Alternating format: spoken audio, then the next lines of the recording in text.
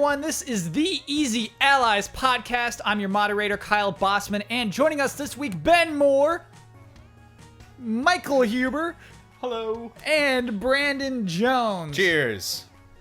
Ben, currently, for listeners, giving some loving attention to Sophie the dog. Who is on the podcast for the first time. On the podcast, meaning she's in the room. Yeah, she's giving us loving glances, at least. I told Sophie, I'm like, hey, just stay inside while we shoot the podcast, but we're going to try this. We're going to see if she's on her best behavior. I've never heard her bark. For a solid hour. Dog. Oh, yeah, no, it's not the barking, or it's just like, I don't know if there's some food left over from dinner earlier. She might, need lots of attention about 40 minutes in and just kind of like walk right up to you, Kyle, and just be like, Kyle, you have to pet me. And you're like, well, we're having a really good discussion right now, Sophie. For now, Sophie's being very patient with us. It sounds like she's just very ready to hear us talk about video games. So we'll see. Let's move into corrections. This could be her favorite part of the week. This right here? You never know. She gets a lot of attention. Let's begin corrections music.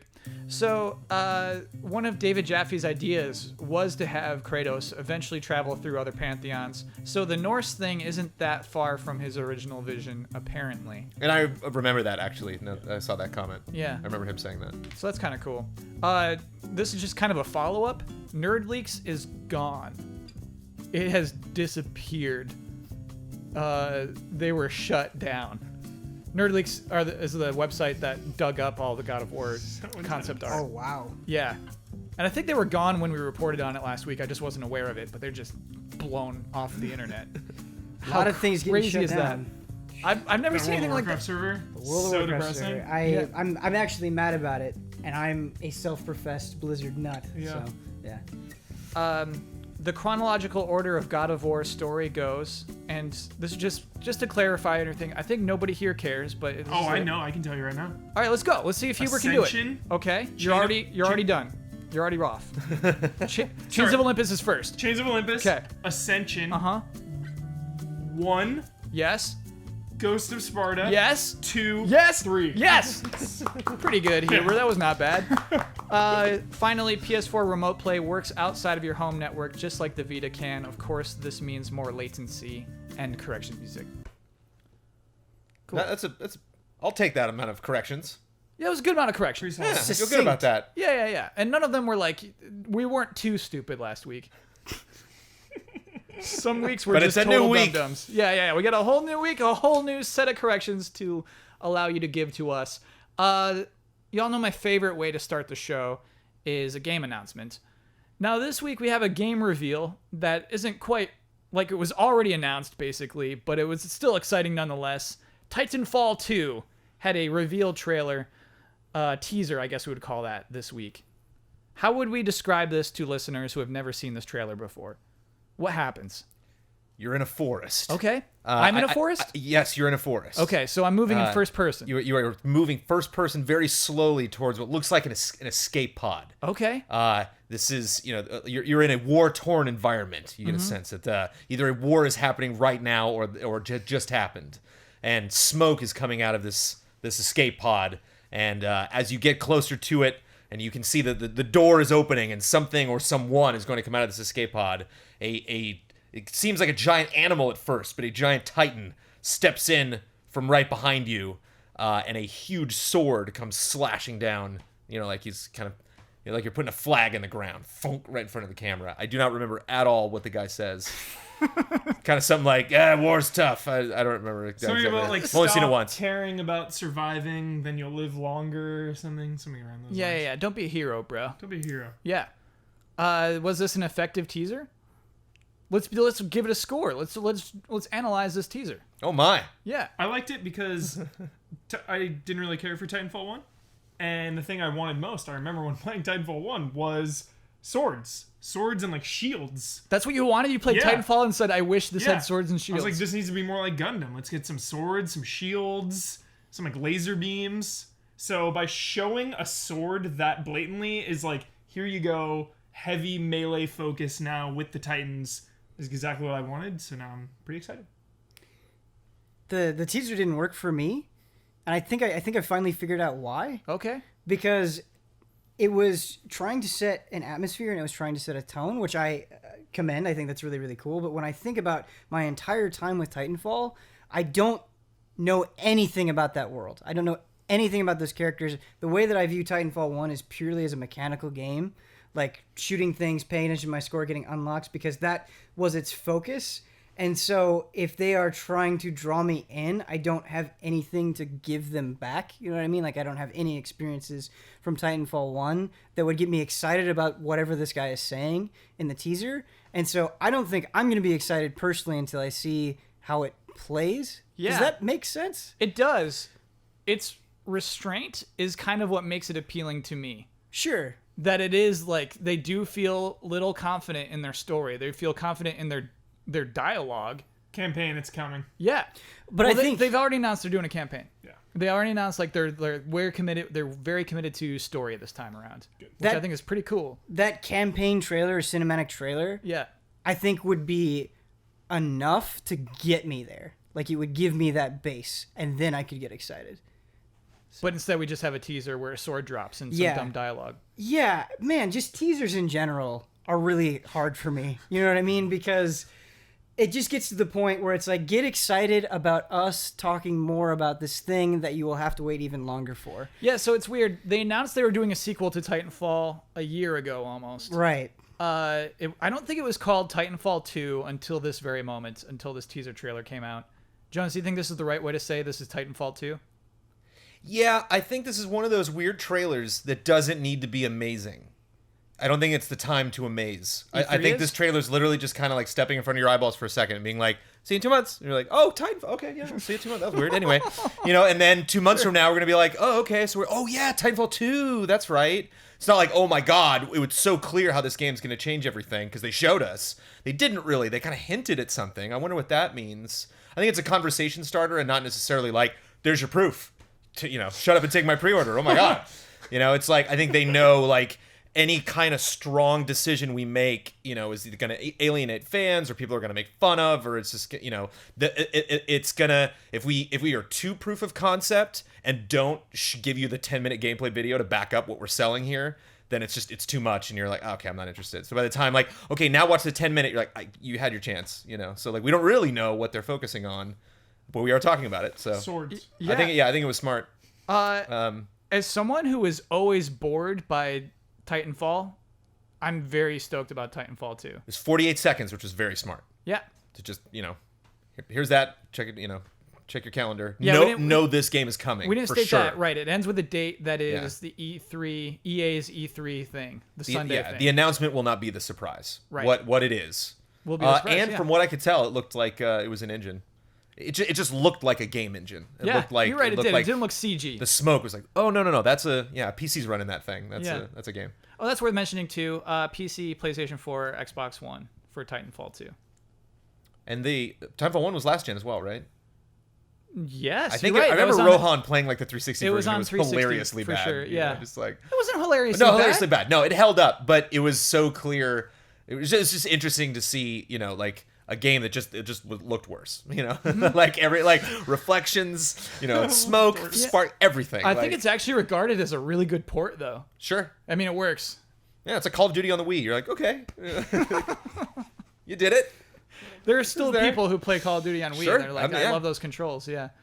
Okay, maybe we can move on. I get the impression that people aren't too stoked on Titanfall 2 right now. But I think they knew that, and I think the trailer suggests that. The trailer's kind of like, we're not forcing you to be excited. Like Ben said, it nothing brought me into that world. From playing Titanfall 1. From playing Titanfall 1, like purely mechanical. That is like a beautiful way to describe that game. So yeah, I'm gonna have to see the sword fighting in action to really be excited, or be drawn into the story somehow. There's just one thing that I want to make a comparison to. Sure. And like you said, we knew Titanfall was coming over a year ago, which was already kind of a bummer to me. And to me, to this day, like still one of the most compelling game announcements that I've seen in a long time was Overwatch. I had no idea it existed until we saw it. And within that single presentation, within that announcement, I had a really good idea what was going on in that world, and I already cared about those characters. And so for me, like, if you are going to establish the world, and I understand, like you said, that like that's not the point of this trailer, I get that, and that makes total sense, and I can see where they're coming from. But I would just rather have right out of the gate, get to the point. Sure. You know, like so many things are competing for my attention. There are so many games out there right now that I can spend hours on. I've played tons of shooters. Like, let's just get to the meat of it immediately. Yeah. Maybe that's too cynical, though. I wonder if it's honestly like they're trying to hype the event as much as they're trying to hype the game. The EA event? Yeah. Yeah, that makes sense. It might be something like that. It's like you get to see Titanfall 2 for the first time as opposed to like, we have bunches of secrets. It's like, okay, EA. That'll be interesting if they do the same thing with like Mirror's Edge or something. Like, they just do all their games. They're like, June 12th. Like, another teaser drops for... Hubert, Mirror's Edge was teased like 2 years ago. Tease it again. Non-stop teases. But I'm saying, like, yeah, that was... I mean, just other games, like, from them hyping up the event, you know? Yeah. Like, I wonder if it's just Titanfall 2 or...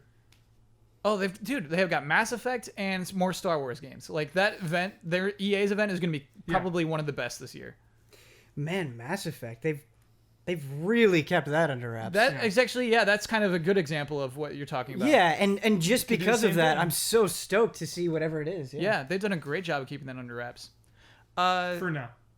Right. We've Joffrey. got a lot of time. Ciao for NeoGaf. But again, those tiers. You know, Mass Effect is on that early tier where it's like that first thing that we see is going to be huge. Whereas Titanfall, they already realized that we're not going to get you to that. Oh, did you hear what Titanfall did? Because we already knew it was coming. You know. Mm-hmm.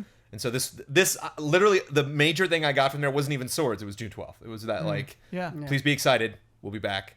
That this will be a 6-minute gameplay demo with very little introduction. Some guy's just gonna walk out on stage and start playing Titanfall. Here's Titanfall. And you're not gonna be like, what is this? You're like, oh, this is Titanfall. Here it is. Yeah. Because we prepped you for it. I bet you're right. Yeah. We can make that bet that they'll just start playing. It won't be like, in the world of Titanfall, we're on the or planet that would be a big Excelsior. mistake if they did. Yeah. Because that's what this is. I'll bet you. I'll take that planet bet. Okay, so what's the bet? Stupid intro.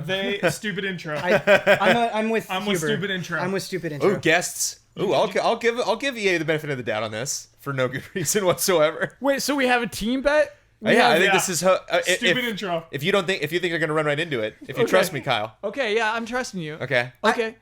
What? I am almost willing to make the bet their first sentence will be in the world of. I'm almost willing. Okay, all right. So, loser of the bet has to pre-order Titanfall 2. Wait, What? no, we gotta raise it. We gotta You're raise right. it. No. Let me go. Let me keep going. sorry. Let me keep I'm going. sorry, I'm You have to sorry. go. You got to pre-order Titanfall 2. You have to tweet out an image of your receipt, and you got to go pre-ordered, baby. Okay. You don't only have to pre-order. Yeah. You have to get whatever mega collector's edition. Oh man. Oh no, We don't know what that's that is too- yet, though. That's money. $400. That's all I'm money. just trying to make it interesting. Comes be a- with a That could be like a car, you know. Yeah. I'm ready. Pre-ordered, baby. Pre-ordered, baby. Okay, let's lock that in. Then we'll do that. Okay, there was another new official bet. I want to talk about a company that is actually also normally very good at keeping their games secret and their development secret, Rockstar. So we have a very crazy headline this week that's honestly taken me a lot to figure out what's going on here. My headline is Rockstar North former president sues Take-Two for $150 million.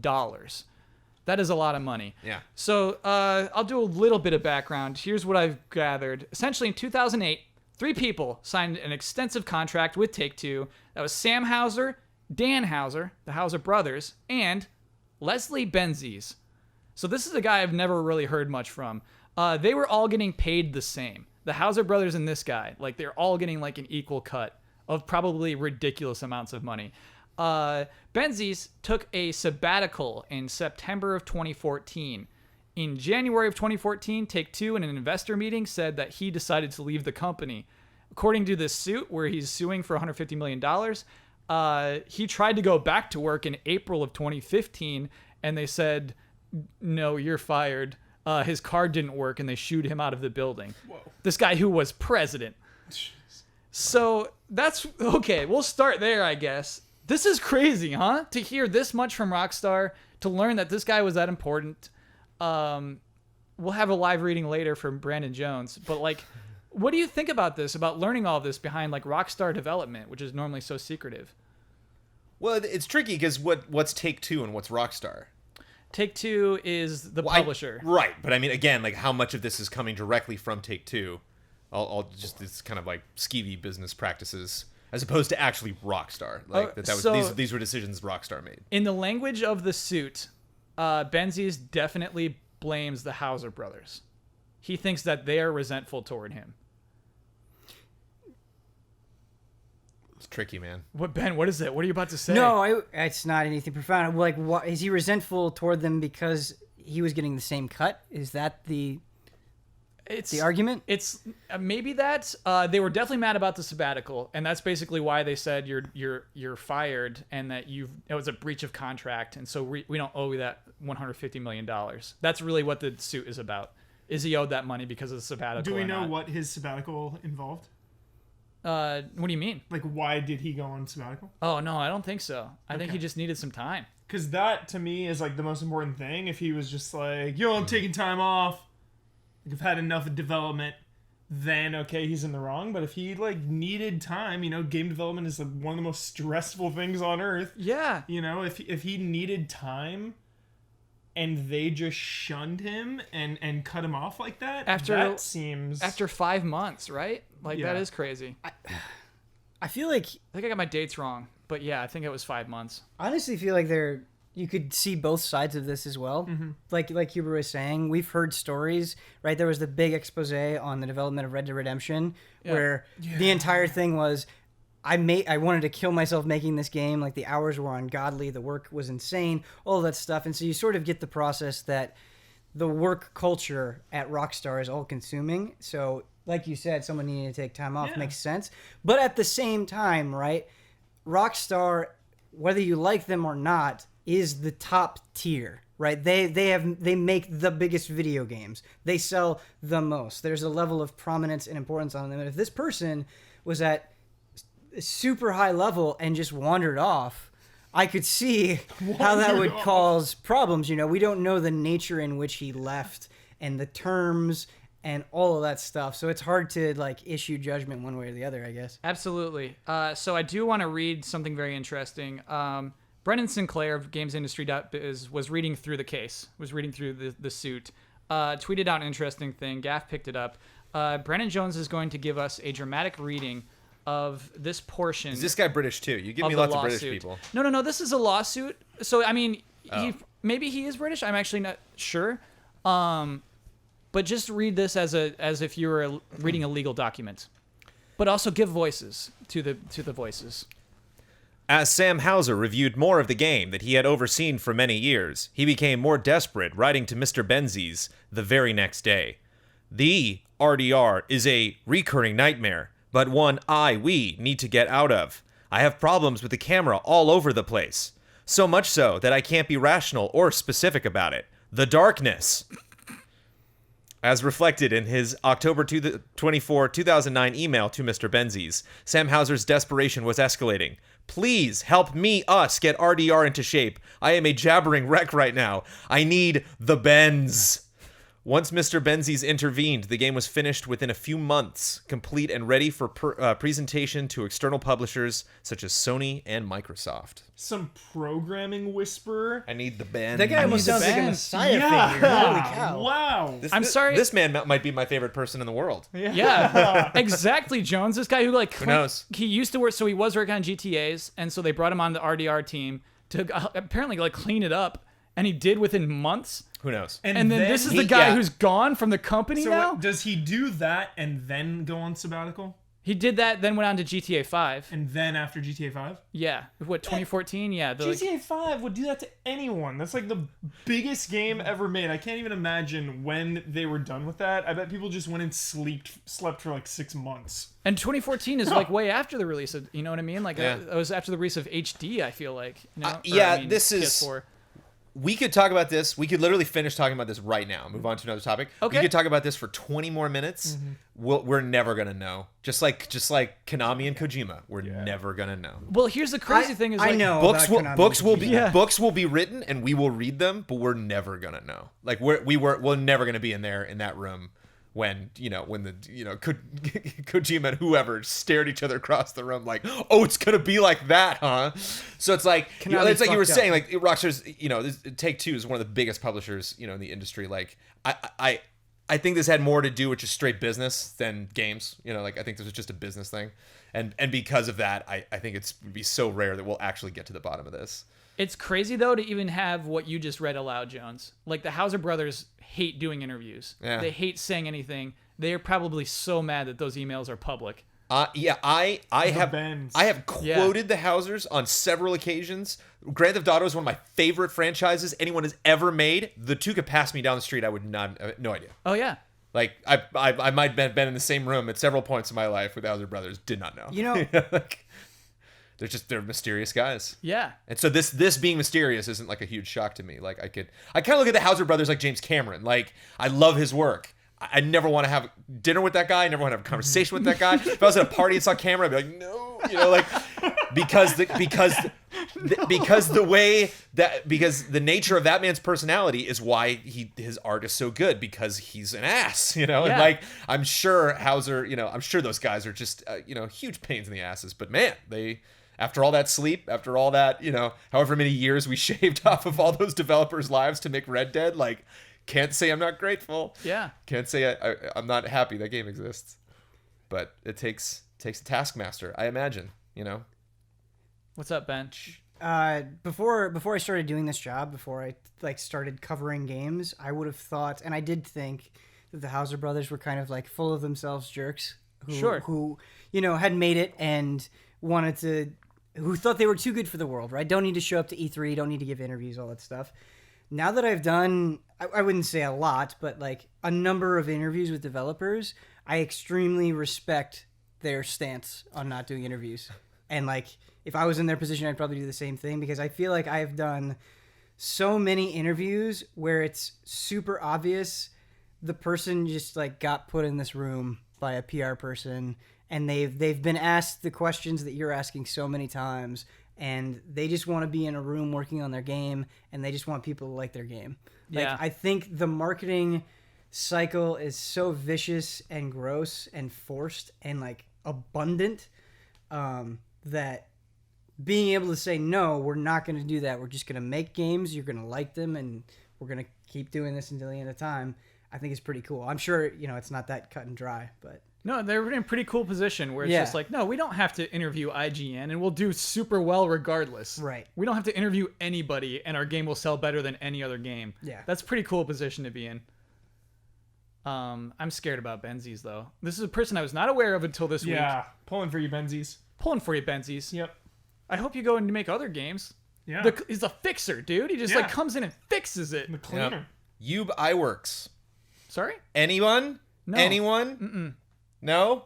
Do it again one more time. What are you doing? I believe it's Yub iWorks is how it's pronounced. Is this a Star Something Wars around thing? there. He co-created Mickey Mouse. It was Walt Disney and him. You don't know who he is, do A you? man named Yub iWorks? Yub iWorks. iWorks. Might be Hugh, might be Yub, something like Yep. Oh, And I might be I might be confusing him with someone else. That might be another like classic you know, just But the point is we don't know their names. you have no idea who that guy Exactly, is. Yeah, yeah. and that guy. Yeah. I might be confusing him. There was Bob Kane and someone else. Who's the other guy? There's another guy like his family's estate infamously for years Tried to get Batman. has been like, because I think like DC tried to like make that cool with the family, and so they like did a thing, and the family's like, not enough, or they were like, whoa, yeah, and it's horrible. Again, huge Batman fan, can't remember the man's name. Yeah. The guy who co-created with Bob everything. Kane. It happens. Not gonna get it. Sorry. Yeah. Can't have a wild Corrections private next server week. that I get shut down. Yeah. Ben, I'm really sorry. money. We're not covering that story this I'm week. sorry. I'm sorry. I'm not Nautilus. trying to force it. It just makes me mad. The ones with the Cadillacs. They run things. What is that from? The wrestler. Nice, dude. That's a good pull. It's not a movie from the 80s. I love it. Yeah. The ones with the Cadillacs. The line I always remember because Yeah. it's so true and it always fits. Yeah. The ones with the Cadillacs, they run things. Man, you just leave work and you come back in April just like, okay, like my key doesn't work. What's going on here? Yeah. I'm president of Rockstar North. Hausers drive by in a We'll Cadillac. take your Cadillac keys. Yeah. I'm the reason your games work. What are you doing? Why would you fire me? Ugh. All right. Well, let's talk about good news. Is this good news? This will be fun. A Kickstarter was announced for a Fear Effect sequel. Fear Effect, of course, there's 2 of those games, Fear Effect 1 and Fear Effect 2. I would call them, I guess, action games of the time. They're like Resident Evil, where it's like a fixed camera perspective. Scandalous. And scandalous. They were scandalous, very sure. sexy games. Yeah. Had a cool cell shading style. Anyway, Square Enix last year hinted that they're going to do things like this, where they're going to lend out their IP to indie studios.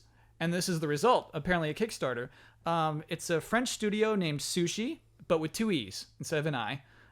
So it's like sushi, but it's sushi. They pronounce it sushi. They're raising funds for the game. Kickstarter launched today. I had everybody watch the reveal trailer. As much of it as we could. Before the shooting of this podcast. And I saw some reactions I didn't quite expect. How did y'all feel about this? I liked that we all laughed at the same point that was not intended to be funny. I did not expect laughter, first of all, yeah. But like, I love it, all 3, like within a second of each other, we all, boom, just exploded. What made you laugh about the reveal of this game? It wasn't the reveal of the game. It was a very specific moment where like you're following this guy and the guy's talking is like his VO is extremely generic. Like it's clearly like kickstarted because it looks like they have some environments and they wanted to show him like walking down the street, but they like can't render him real time walking down. So they like he's like slowly going down like frame by frame. They do single frame animations. The lead character that I remember from the old series like just drops down and unceremoniously just blows a guy away like in the back of his head, and it's just like silly sound effect and like we all laughed in that moment.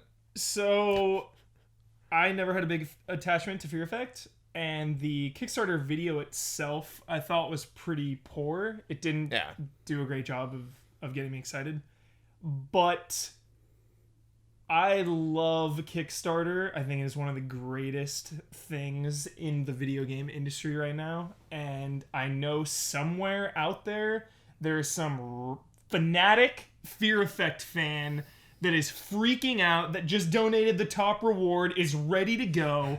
So I am happy for any and all Fear Effect fans out there. Here's where I feel like the hype hits the brakes hard, though.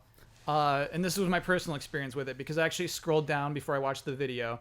I saw screenshots where I'm like, wow, this looks perfect. They've nailed the look of this. All these characters look so good. And then the first in-game screenshot, it's an isometric strategy game. Ben, here's what I'm trying to be understanding of is, you're an indie developer, maybe some particular types of games don't make sense to try to produce.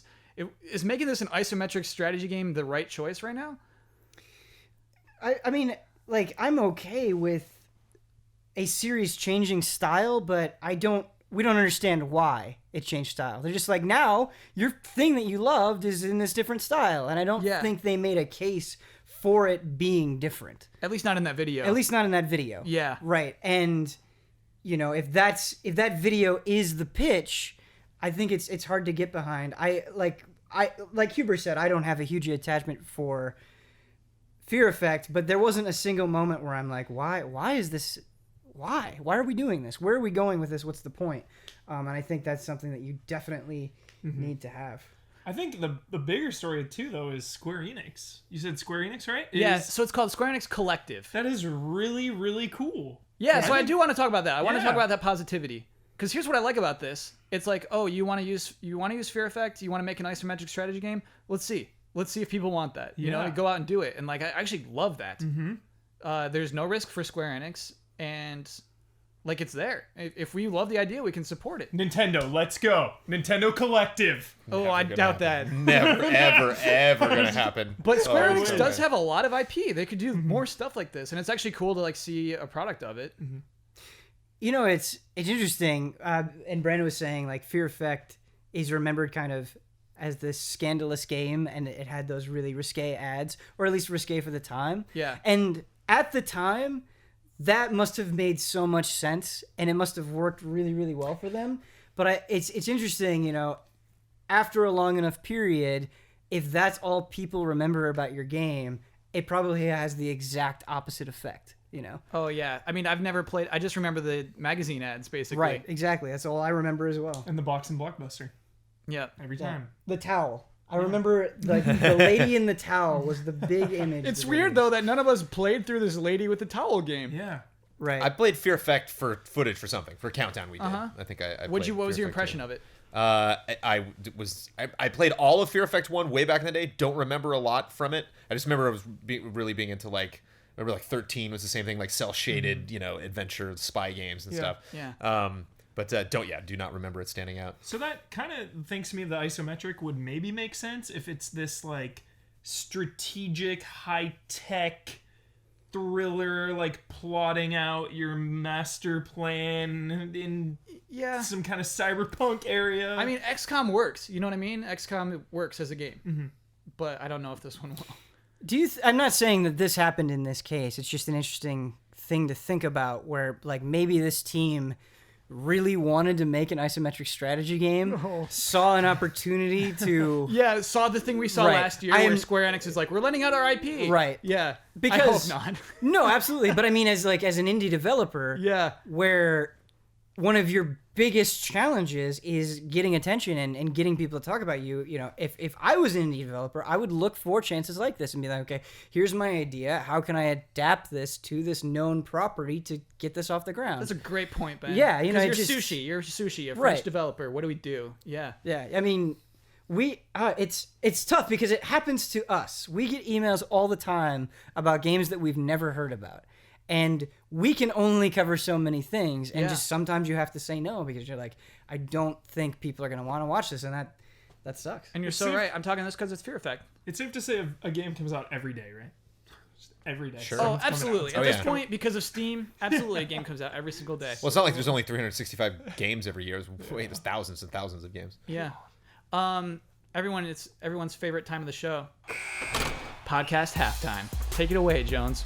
Welcome to Easy Allies Podcast Halftime. The following are the official sponsors of the Easy Allies for the month of April: Michael Kozachenko, Devin Gibbs, Scorn, an atmospheric horror adventure developed by Ebb Software, set in a nightmarish universe of odd forms and somber tapestry. Go to scorn-game.com for more information. YoYoTricks.com, a tutorial website for teaching people how to yo-yo. To buy yo-yos and learn how to get started, visit yoyotricks.com or their YouTube channel.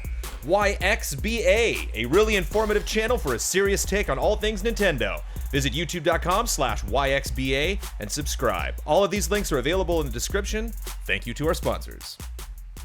I used to think this was my podcast, but now I know I share it with Jones. We're on a team. We bet together too. So Yeah, you're right. Out. Yeah. Red Eagles all the way. Okay. I'll share it with you. We have one more story before we move on to love and respect. This one does not come as a surprise, I bet, to anyone on this panel. Nosgoth was officially canceled this week. Oh, Nosgoth! No! Wait, really? And I heard. Well, I mean, no, not like, I'm not getting my Nosgoth, but like, I had fun. We played it at PAX. Like, we had a good time. Yeah, I think I was like 2 PAXs ago, though. Oh, man. It did blow me away. It's not better than Overwatch, but these people deserve a job. I just don't understand. For sure. I agree. It's just so. Well, here's what's strange, Jones. Development for so long. It has been in development. It's been in Same thing with Fable Legends. Early access. It's been in early access for over a year. As of like a month ago, they said, yeah, it's releasing soon. And so like recently they just said, nah, it's done. One of the most awkward E3 experiences I ever had. Oh my God. Okay, was here we go. Was a Nosgoth appointment. Okay, Yes. tell us about So this. Didn't you miss the Shenmue stuff for this? No, that was for Ghost Recon Wildlands, which is just equally offensive. But Oh right, you missed an E3 press yeah, conference. I missed one of the most defining moments in GT history Yeah. to watch dude bros shoot each other. It's fucking awful. Anyway, Nosgoth, the Nosgoth, it was a room. It was like a conference room at E3. They have these conference rooms. Cool. Go in. Probably the nicest looking conference room of the entire event. Wow. Like giant Nosgoth like lettering, like just PCs lined up everywhere. They were giving away just this really nice swag. Like what? Like this. I think it was like steel mouse pads. Cool. Yeah. Oh my God. They weren't like insanely expensive or anything, but Yeah. they were spending money on Nosgoth, or Yeah. at least that is the impression that one got walking into that room. And I sat down and I played it, and I just felt nothing. Sometimes when I'm like at an event and I'm playing something, you'll have a reaction, like I'll smile or a frown or something, and like a PR person will come up and they'll be like, oh, they'll try to interpret my emotion. A guy came up and he was like, how do you feel about Nosgoth? And I said, I have to go to another appointment. I'm sorry to do this to you. Like, it was. Didn't answer his question. He did. Oh, I believe he did. I wasn't trying to be rude. I wasn't trying to be a jerk, but I didn't want to lie to this man's face. I didn't want to say I loved this game when I didn't love it. Like, I do. I have to go. Go. Can you imagine that? Hey, will you go to prom with me? I got a thing. I have to go. I don't want to be rude, but I have to go. I gotta go play Ghost Recon. I've never said anything worse than it's all right. That's what Nosgoth is. That's the lowest I'll go. I do want to PR. Like, it's all right. Does anyone in the panel know who developed Nosgoth? Who the developer was? No. It's surprising. It's Psyonix, who did Rocket League. Does Rocket League. Wow. Isn't that crazy? Wow. I didn't know that until I read this article today. So this one very successful team is making a super fun game that everyone enjoys, also making Nosgoth. I kind of feel like they're not too sad it got canceled. But you know what I mean? Do you know what that feels like, though? Yeah. Rocket League feels like something, like it was born out of passion and this idea. Like, we want to make a car game that's soccer. Like, it's just, you can feel it. You can feel the energy when you play Rocket League. Yeah. Nosgoth was like, somebody sat these dudes down in the room and they're like, okay, we need to modernize Legacy of Kain, make a shooter. Yeah. Like, it just seems like A free-to-play the most shooter. forced, drawn out thing. Like, every decision was made to make money. And yeah, I don't know. Can I say something nice about Nosgoth? Please I'm do. sorry. In the Yeah, wake, I'm in the sorry. wake of this game being dead and buried. Sure. I like the sound design of Nosgoth. I liked That is playing, the last thing I expect you to say. I liked it at PAX. Put the headphones on. I liked Okay. playing a multiplayer. It was a shooter, but I mean, like, you got bows and arrows, so it's not like, you're not dropping like 40 shots per second. Like, it is a slower, deliberate third-person multiplayer game. But like, I liked, coming out of a building into an open area. And kind of like Left 4 Dead, where like you would hear the thing before you saw it. Like, so I could recognize, oh, that hiss, I know what that is. I know what enemy type that is. I saw that guy behind me. That's probably coming at me. Like, so literally just from, I know where that's coming from. I know how to dodge it. I know I can now like move away from this attack, and this guy's probably putting everything into this attack, so he's gonna miss me and then land right next to me, and then I can get an attack in. Like, I never actually was good enough at the game to put these into practice. Sure. But I'm always a fan of that in video games when I can pick up a cue just from listening. When you can, back in the Resident Evil days, when you could you could hear the thing coming around the corner before you saw it. Or like Left 4 Dead, when you'd hear the witch's music, before you actually pissed What her off. about when you're the last person left on your Counter-Strike team and you hear footsteps? Whoa, dude. Here's the thing, though, and why I wanted to talk about Nosgoth tonight is I think we could tell this would not be a success. I think we have got noses for that at this point. And I feel like we could have been able to communicate to Square Enix a year ago that was like, hey, this is not going to work out. Even to Psyonix, we could say, hey, you're a great team. We don't know about this game. What is that? What can we tell? How do we make Nosgoths not happen anymore? Games take too long to make, man. It's a question mark at the beginning of every month. Are we gonna keep doing this? You have to. You got to go for a year if you're unbelievably super lucky. Most likely 2, 3, 4, 5 years. Like working on a game. I don't think there's any way to get rid of. It's like the homeless. There's no way to eradicate it, man. It's always gonna be around. Nosgoth is the homeless. Yeah, all right. But the thing I don't understand is that the emergency cord of Nosgoth, that there's no just release it as is option, because like it's crazy that you're not going to release a game that people are playing. It's like they play this game for a year and you can't just release some form Do you of have it. to refund their money if it's They early are. access? They have refunded everybody's money. Wow. Yeah. And it just will never exist. That's the craziest thing. Like, the game will just get shut down, and a year from now, no one will ever be able to play Nosgoth. It'll just disappear.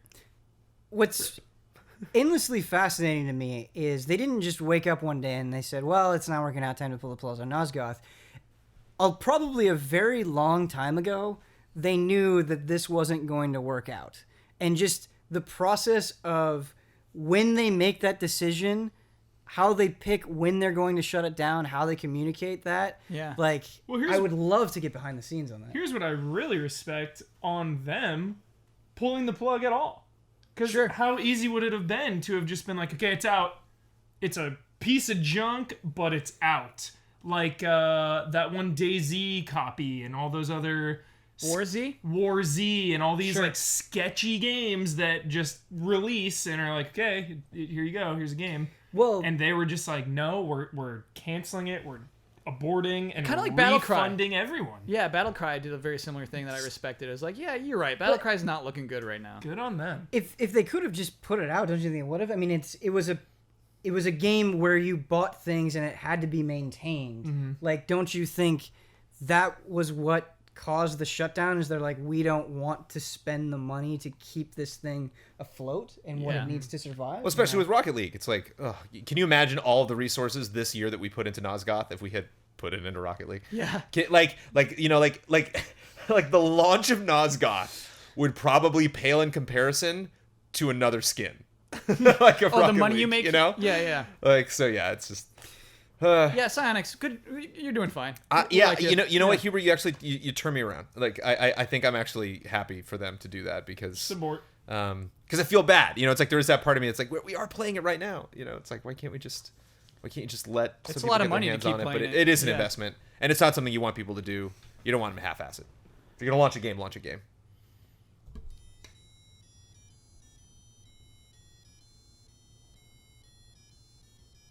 Love and respect. So I'm very grateful for this first one because I did my news, I had my rundown ready to go, and then I went to Love and Respect to see what people had written in.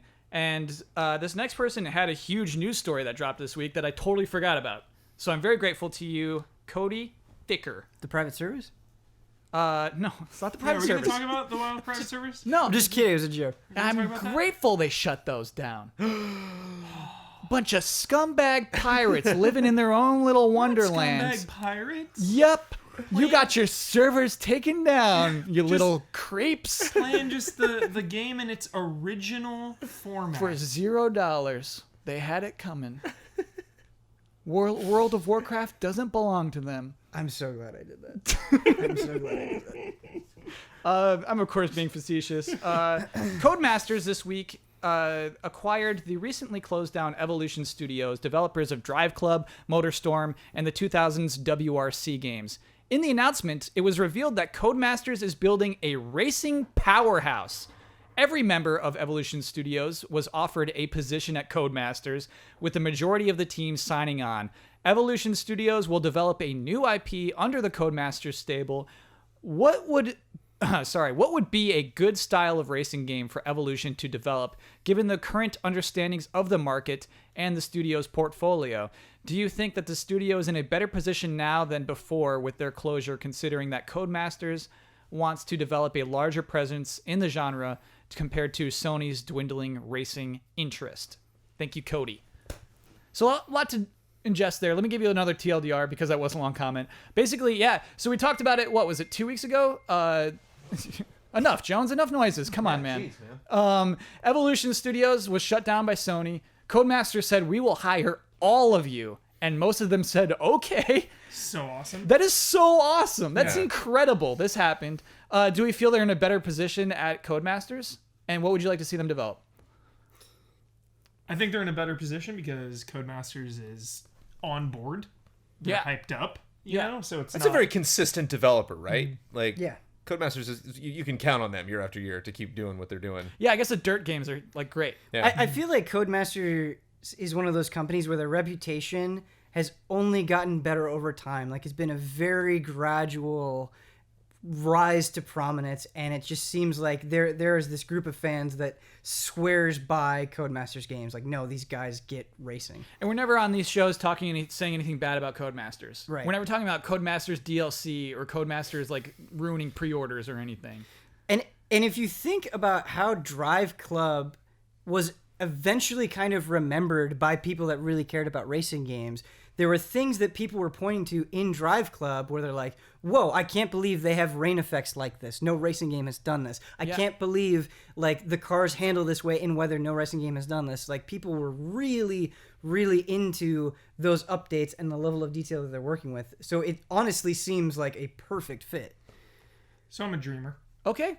Am I allowed to say any game I want from them? I love when you dream, Huber. Good.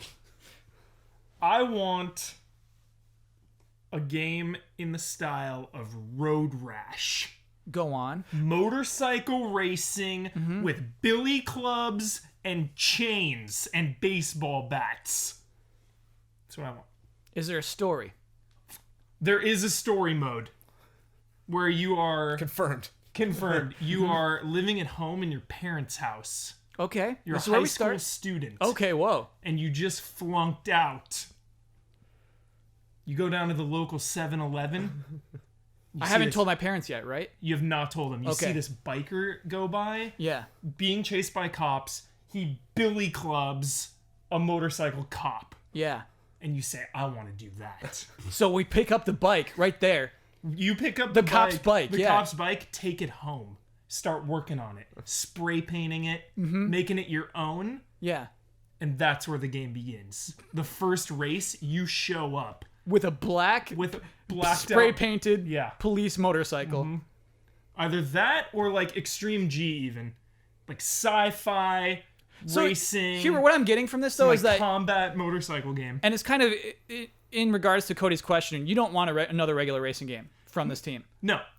Take a shot. Judge Dredd racing game. Yeah, new ownership, brand new thing. Like, let's go. Let's take a risk. Because Codemasters does some kind of fun stuff, like with is it called Gymkata? You know, that kind of thing. But they don't go goof. They've never gone like not realistic. Yeah. I feel like they've also gotten more realistic over time. Yeah. So what if you did Road Rash, but really realistic?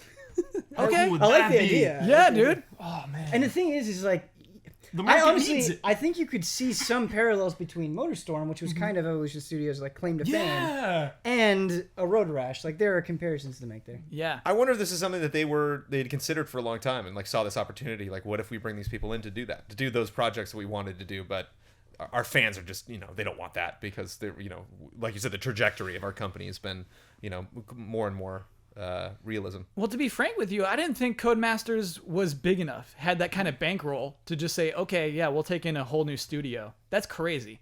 Good for them. They're doing something right. Yeah. Those guys. Yeah. Do you Kudos.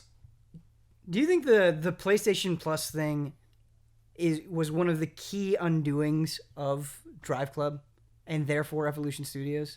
I think that was a huge factor. I think the biggest factor was it not functioning correctly when it launched. The Right, but main, I'm saying the you main think- pitch of the game wasn't functioning correctly. Yeah. The Right. thing the game was sold on. didn't work. Yeah. I think that undid them worse than the PlayStation Plus thing.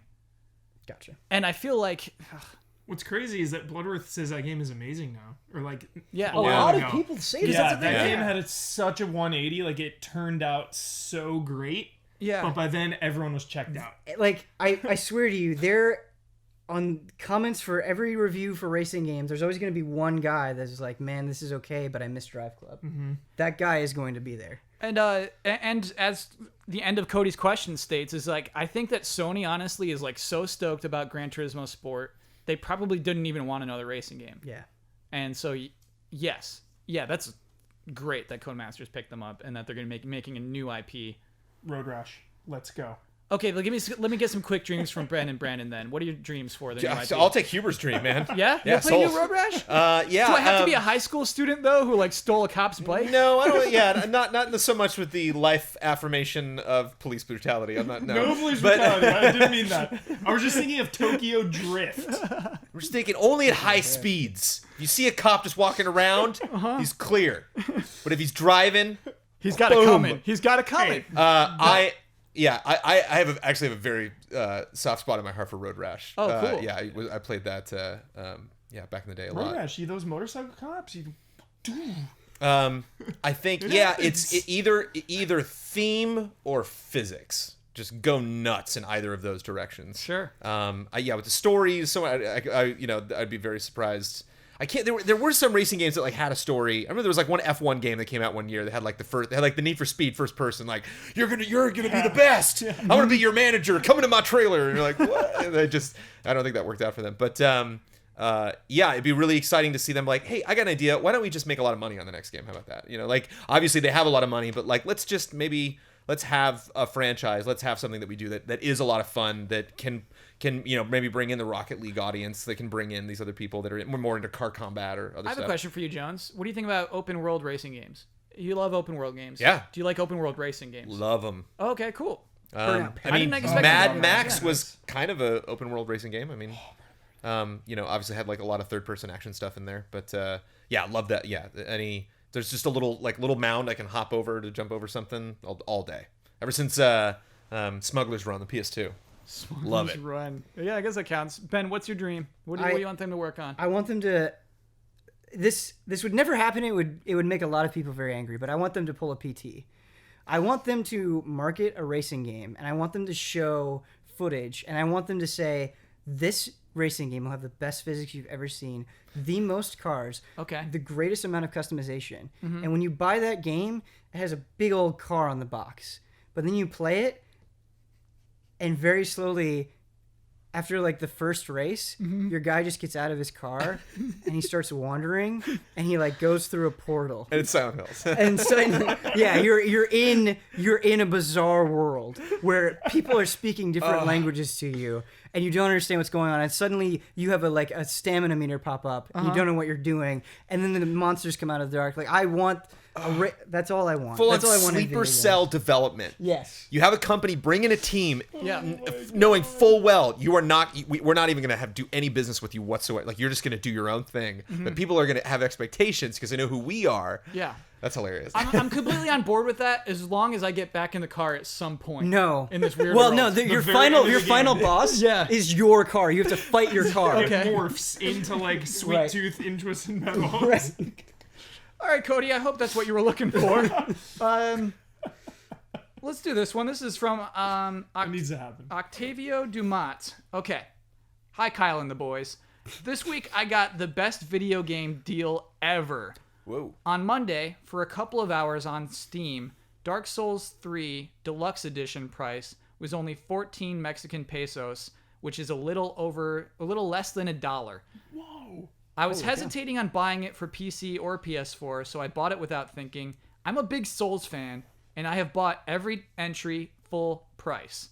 After a couple of hours on completing the transaction, I was beginning to feel a little strange, like I did something wrong, that I was stealing from Software or Steam. How would you feel after something like this? So this was a Steam glitch? Maybe. I don't know how Steam works with pesos or anything, but yeah, it sounds like it wasn't a permanent deal. Yeah, I just got Dark Souls 3 limited edition, deluxe edition for a little less than $1. Never feel bad about a deal ever. If something's on sale, awesome. Me personally, I feel gross buying used games. Yeah, which I haven't done in a very, very, very long time. Like since starting a job in the industry, I just don't buy used games anymore. Like finding out that all that money goes to GameStop and the developers make zero off it. But backdoor shady deal, man, anytime. I think if you're a From Software, you account for that. You realize like we can't control what weird sales Steam's gonna have, or what we're or as much as we would like to. I don't know necessarily how much control they have over that. Yeah. Or say, but yeah, I wouldn't feel guilty. It does feel weird though. I mean, it's even now it feels weird getting games for getting games for review. Like a lot of times we'll get one copy of something for review like way in advance, but then like right on launch day we'll get like 8 Battlefronts, and it's like it feels kind of gross holding like 4 Xbox One copies and 4 PS4 copies of Battlefront. Like yeah, because we know like not all of us are gonna play this. Mm-hmm. It's kind of weird for us to like, well, we just give these all to our friends now. It's like, oh, that's not cool. Right. It's like, so you're just kind of staring at these $500 of merchandise in your hands, being like, who did we end up donating our library to, though? To Get Well Gamers. Yeah. So, at least something good came out of those things. Yes, definitely. Yeah. Ben, have you ever gotten such a good deal that you felt bad for the developer? Yeah. Really? Yeah. So Witcher 2 came out. Uh-huh. And I was still in Iowa at that point, and I went to this place called Half Price Books, and they were a new and used like book selling place. They also took in video games, both new and used, and I went and I saw a copy of The Witcher 2, which had just come out that week, new in shrink wrap in a DVD case for $20. And I was like, well, I gotta get this. And I bought it, and I went up to them, and she said, I'm not sure the price is right on this. And she's like, no, it is, but it was an old woman who, like, I'm not saying old women don't know anything about video games, but this particular old woman did not know what she was doing, and so I walked away with a very underpriced copy of The Witcher 2. And you felt bad. No. Like, Sorry, that was the setup for that. You said, yeah, I felt bad because I got such a good felt deal. weird. I had Okay. to process it. I was like, what just happened? But I'm kind of on board with Huber. You know, if you have a receipt saying, no, I purchased this thing, the seller placed it at this price, you didn't do anything wrong, right? And there's nothing bad. I know this is weird coming from me, but there's nothing wrong with saving money, right? Yeah, absolutely. And that's all you can do is pay for the thing, right? And I don't know. That's why I always get my Blu-rays at Target the week they come out. I wish Those video deals. games. I wish video games were like that.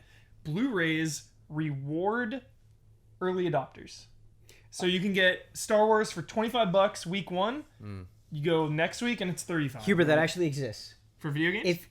Sort of. Oh, There's yeah, some absolutely. stipulations. I love that. I'm sure there are other things too that people will say, but if you're an Amazon Prime member, are you an Amazon Prime member? Yes. If you pre-order a game on Amazon, I realize people have stipulations about pre-ordering, rightfully so, but if you pre-order a game on Amazon, you get like $10 off. Cool. So a $60 game is like $50. I need to do that. And that's what I've been doing, and you'd be amazed Yeah. how much you save with Dang. that little deal. Yeah, good. and I think honestly where it comes from and why it feels weird is that sometimes it feels good to give a developer a lot of money. Absolutely. Sometimes it just feels good to just like, here's $60. This means a lot to me right now. Yeah. But it means a lot to me to spend this money on you. Dark Souls 3, no qualms about the purchase. Yeah. Take my money. Yeah. So I understand why it would feel weird. I don't think you should feel bad, Octavio. You just found a great deal. Yeah. It would be strange if this person described themselves as a huge From Software fan and they got all of the Souls games for $1, right? Yeah. But this person has been supporting this company for years, and he just happened upon this freak accident that allowed him to get this game. Yeah. To me, that's a totally different thing. Miyazaki would do the exact same thing. Yeah. Yeah, let's do one more. Yeah. It's time to end the podcast, but let's just do one more. I feel bad. You made the camera beep last week, Kyle. I'm just putting that out there. All right, we'll do, don't talk too long. All right. Here we go. This comes from Luis. Here we go. It's easy to consider Nintendo the Disney of video games, the legacy, the globally recognized icons and characters, the primarily all ages catalog, etc. Yet, they, unlike Disney, don't have golden age characters. Mickey, Donald, and Goofy are still recognized, but they aren't in the company's films anymore. They have created new IPs, new worlds, and new franchises, making boatloads of money off of an ever-growing audience. It is completely out of the question for Nintendo to focus on new IPs. Sorry, is it completely out of the question for Nintendo to focus on new IPs? Build a bronze statue of Mario and Miyamoto in front of the front gate and move forward. Could Nintendo ever have their Pixar, or are we always going to be waiting for new Mario and new Zelda and new Metroid? Thanks for all the content, and congrats on coming back with such force. Love and respect, Luis. Thanks, Luis. Yeah.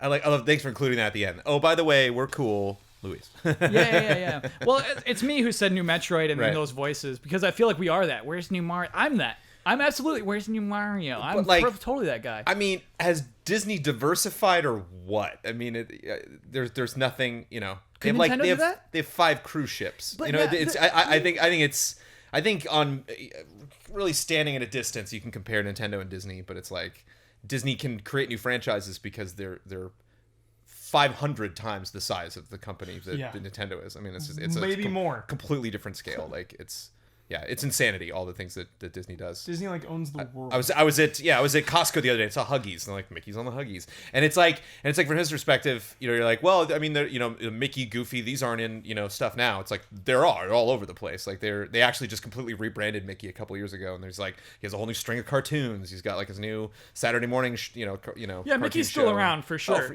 All over the place. Epic Mickey. Not to mention Kingdom Hearts and but so it's tough. I think I'm thinking too much about this to actually effectively answer the question. Ben, you seem upset here. What's going on? I'm a little upset because I would argue that Disney with their movies, their primary objective is to tell a story. I would argue that Nintendo's primary objective with their games is to not tell a story. And in fact, they've gone on record saying that. Yeah. And so I think if your primary objective is to tell a story, if you're a company that lasts many, many, many, many, many years, of course you are going to need new characters, new settings, new stories. Whereas if you're Nintendo and your primary objective is to be like, okay, we have this new hardware, how can we manipulate that hardware? Or we have these mechanical ideas, how do we manipulate those mechanical ideas? I think it's a lot easier to... If that is your singular objective, is that is your chief priority, it's easier to do that with things that are already established. Because I think the desire to shift to new worlds and new places comes from the drive of telling new stories. But that seems to be changing, right? Like, I think Splatoon is an incredibly encouraging thing.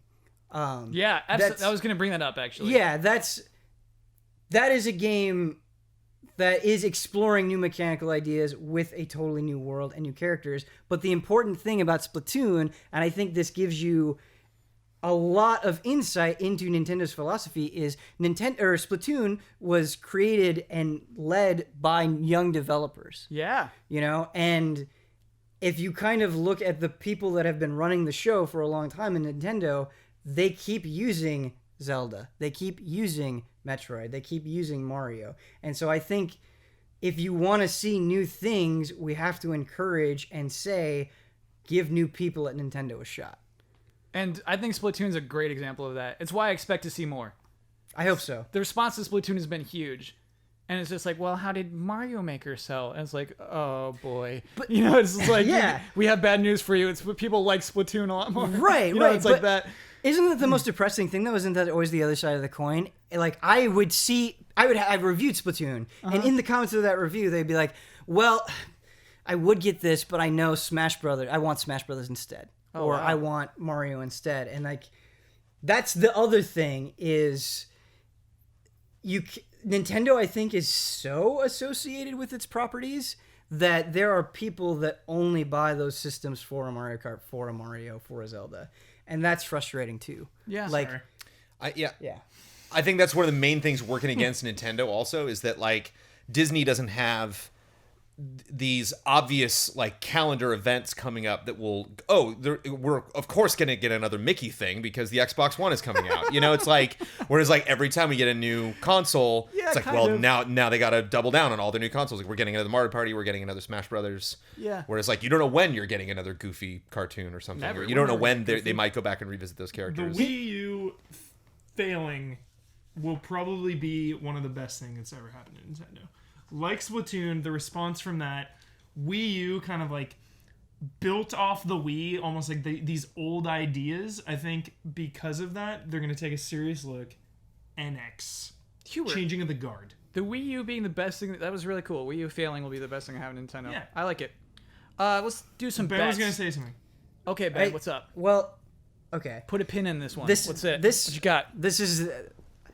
I've said a lot of things that people disagree with, but this might be like number one. Oh boy! If Nintendo came out and they said, "We have all of these new ideas that we're excited to share with you. We're not making another Mario game for the next console ever. Not if it's around for 7 years. We're not making another Mario game." Yeah. I would like stand up and yell at my screen with joy. And I love Mario. Yeah. But that's the boldness I want to see. That would be a headline. That would be big news. I want you to say, you can ask us until you're blue in the face, but we're just going to be making new stuff. Yeah. Like, I would I would get a fucking Nintendo tattoo on my arm. That's how excited I would be. Yeah. It's like, here's our new character. It's like a knot of hair. Right. Yeah. Right. I'm just so on board. Like, take me to your strange future where there is where there are no Italian plumbers. Like, okay, that's not what I mean. But yeah. Here he is, everybody. Drain stickers. Yeah. You're right, Ben. That's a cool Exclusively dream. for NX. Right. Yeah, I want drain Because stickers. everybody's like, man, I hope Zelda comes to NX, and I'm like, I hope Drain Sticker comes to NX. Yeah, absolutely. We're drain sticker people. Thank you, everyone, for your comments. It's time for bets. Bravely Second will be released this Friday. This time next week, I'm going to go to Amazon.com. I'm going to click on customer reviews. What will the percentage be next to 1 star?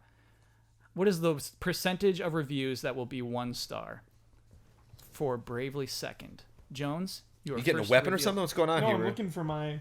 Huber lost his I bet. don't have a weapon. I don't have a billy club. I did next to zero research on this. I just have faith in Sure. Bravely Default 2. 2%. Is that super low? I'll tell you why I have a theory it'll be high once we're through them all. Okay. 2%. Huber. 1%. Nice. That's how I like my milk. 3%. 11%. Let me lock those in.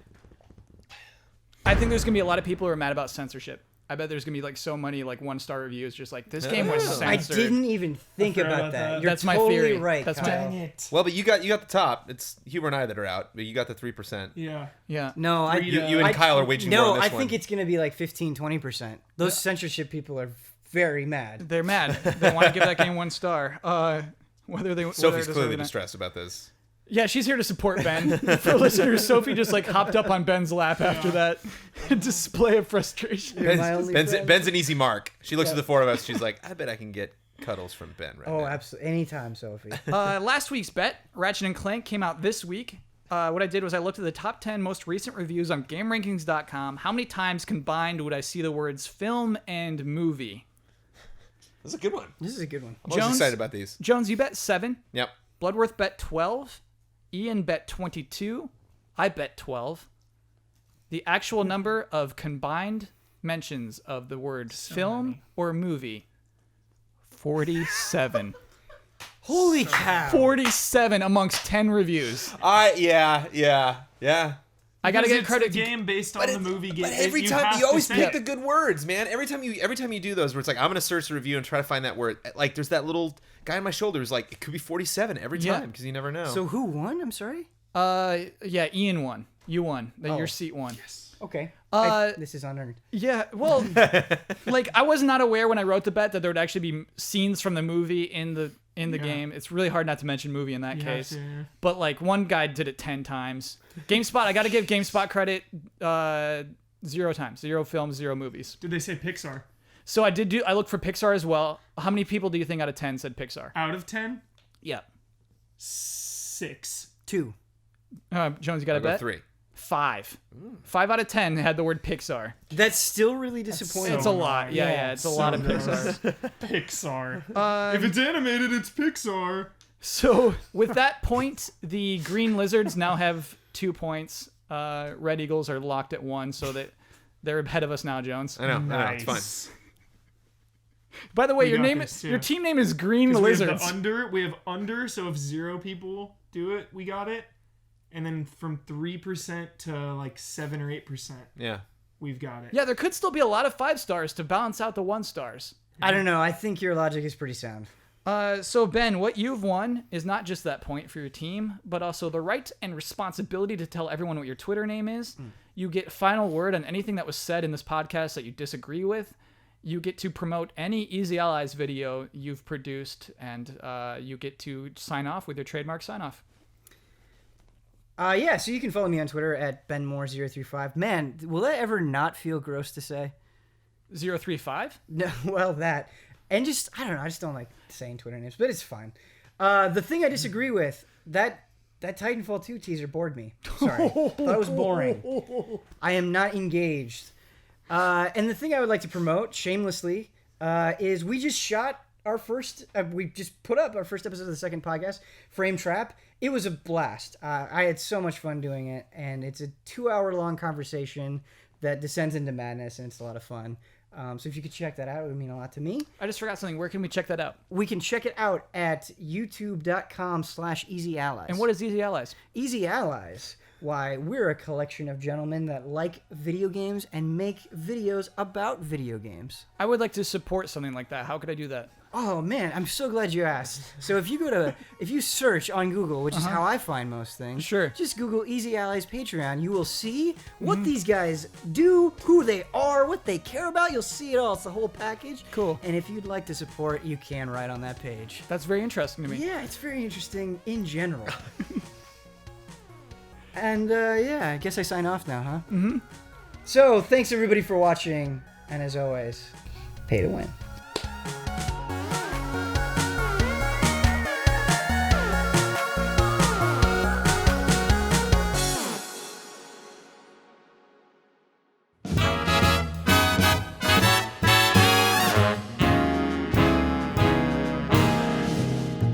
The Easy Allies would like to thank our Patreon podcast producers. We apologize in advance for all the ally names we are about to misspell and mispronounce.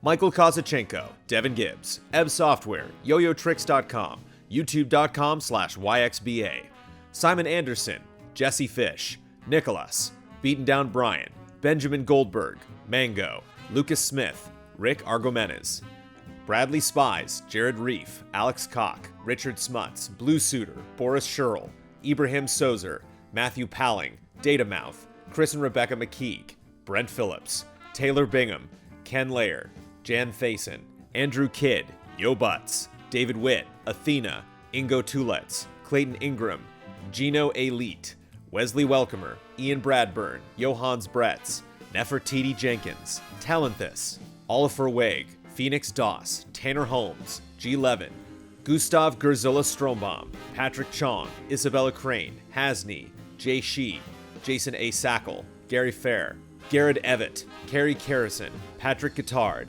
Yasser Al-Husseini, Robert Stoffel, Douglas, Conglator, Tim O'Keefe, Paul Judge, Robert I., Mark J. Betters II, Greg Kettering, Andrew Aiken, Neil Generous, Kristen 59, Ian Anna, Todd Yurkovic, Matthias, Kesselvik Jensen, Umar Chaudhry, Zachary Wingate, David Flynn, Suiko Shining Force 2, Michael Bisegli, Majenoff, Brad Lohman, Glenn Boland, Anthony Cabrera, Peter Ward, Genma123, Joshua Lair, Gary James, Colt Doss, The Banana Forklift Killer, Joaquin Morovuo, Hendra Wardy, David Wynn, Jean-Philippe, Keo Corder, Ahmad Sami, Rory McGuire, That One Video Gamer, The Dex, Walker Hope, Christopher Wells, Michael Favaki, Randy Puckett, 44 Stars, David Peterson, Kaylee Murdoch, Matthew Shornig, Brian Woods, Impact 93, Charles Anthony Iapicino, Yong Lee, John Michael, Caleb Aranda, Derek Kuhn, Kuvshinov Ilya, Lee Young, Jeffrey Shearer, Jeffrey Daniel Lasley, Stephen Armenta, Alexander Patashkin, Tralium, Fabian Schuster, Samuel Justice, Stephen K., Sarah, Brendan Kennedy Gould, Rafal Gowinski, Reiner, Colby Keith, Olivier Castide, Eric Gustafson, Christopher Foss, Niels Frederick Elbol, The Hashtagonist, Stephen Purifoy, Morgan Waff, Alonzo Jasberry, Nick Kirkarato, Ahab, Monica, Junya Motomura, Matt McCarthy, Sandra Bernard, Sam Joven, Sun Pham, Ricardo Moreno, Evan Ang, Spencer Wise, Kim Monk Vonderlei Hagensen Peterson, AZ, Justin Wenderoth, Anthony Gomez, Sahad Wagan, Darius Chambers, Struggler, Lars Berger, Quinton Valiente, Christopher Dixon, Oliver Brandt, Gally Gutierrez, Matt Ferguson, Evan Anderson, Jason Huberts, Reed Johnson, Phoenix Rouge, Manuel Thomas, Kevin DeBolt, Julio Ruiz, Stephen S., Usman Khan, Wayne Utterback, Thanos Varthakouris, Taggart McStone, Fat Shadow, Dan Sebring, Alex Monaco, Casper Friedensberg Nielsen, Jason Hill, Michael Riley, Pixel Critics, Self-Confessed Cynic, Kevin Altman, Marcel Froelich, Kevin Kirk, David Hannon, Paul Roost, Ed Moreno, Refill, Marius Matheson, Riche Nadeau, Elizabeth, Arkham Fantasy, Two-Headed Turtle, Josh, The Magnanimous Dressier, Paul David Santana, Ben Sheen, Grassman Matt, Gustav Summers, Robert Marquardt, Ulf himself, Joel Peterson, Florian Morgenbesser, Zach Bardsley, Zach Leon, Ian Barker, Michael Paez, Andrew Buchter, Christopher Donnelly, Jeff Robertson, Toby Weld, Sean Mackey, Mizek, Garrett Fox, Nathaniel Howe, Bill Tone Mayu, Joaquin Bang, The Original Snitch, John Meyer, Fozzie, Shutaro Takeda, Patrick Bradburn, Simon Gauthier, Raymond Chow, Lou Chow, Lauren Nors,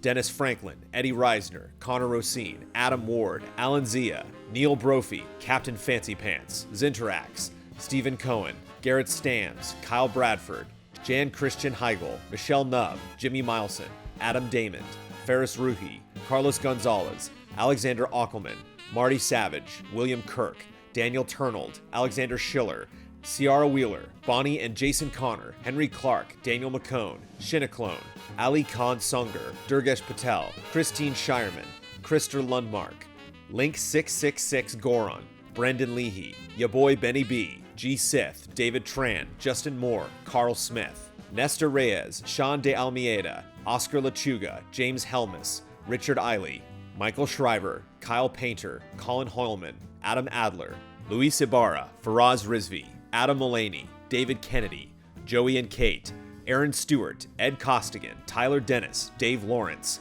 William Nicholas Schoen, Jack Cooksley, Mauricio Fuentes, Aaron Murphy, Owen DJ, Calvin Crack, Calder Furtig, Poogie Boogie, Sam Sorensen, Travis Ing, Michael Tennick, Marco Zanone, Forrest Polk, Edvin Zek, Crash and Burn, Thomas Wigington Jr., Eduardo Ortiz, Grant Richardson, Sean Doom, Sebastian Trier, Trolls Rasmussen, Douglas Skiles, Trey Blissett, Leaf Johnson, Spencer Jerome, Matthias Larson, Tim Strothman, KBM 13, Ferris Denning, Brett Morris, Elliot Moscow, Maximilian Liebig, Dale Payne, Michael Kozik, Hansel S. Thompson, Joe Burns, Simon Chamberlain, Peter Shoemaker, Jas Musser, Marco Hernandez, Mans Anderson, William Davu, Guroneko 182, Mecha Messiah, Philip Klarskoff Jensen, Michael Agent, Bastwood, Derek McCaskey, Bethany Spina, Paul Bishop, Todd Paxton, Jorge Gigante, Dinesh Patel, Joshua Van Swall,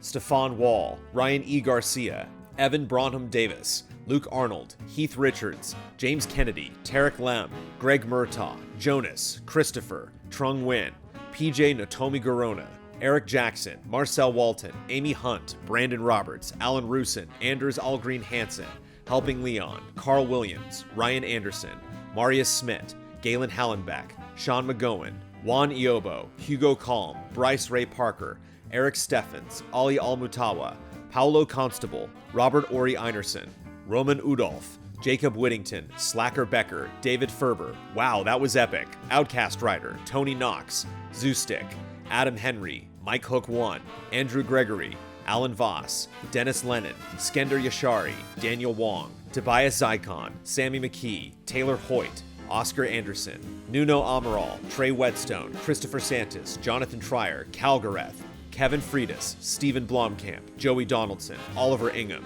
Ira Cobb, Sebastian Urban, Sean McGing, Matt Gunther, Cody Wesley, Randy Verschuren, Dawood Baharski, Yuri Divinity Van Leeuwen, Tuttle, Andrew Stoic, Sean Smith, Alec Church, Andrew Wanser, Aaron Lopez, Broderick Gords, Brendan Townsley, Andy H., Carlos Lopez, Thomas Abrams, Nick Mazzola, Ivan Ponce, Michael Eaton, Code Red, Fabian Kindle, Brian Cause, Alfredo Gonzalez, Socrates, Mark Addy, Alex Brandt, Bjornar Haraldsvik, Christopher A. Butler, Wayne Brannigan, V. Kira Ray, Christopher Ratliff, Marek Orachowski, Alan Wynn, Peter Wynn, Jesse, James, Lance Mink, Kevin Camposano, Siama Mishra, Andrew Allen, Peter Davis, Manuel Gebert, Andreas Kother, Jonathan Ramirez, David Ebby, MJ, Stephen Wagstaff, Jake Landry, Jan Fate, Matthew Colomb, Ryan Tangman, Thrash Anuva, Michael Musselman, Daniel Bushnell, Thorir Danielson, Stephen Walther, Evan Anderson, Azazel Valkyrie,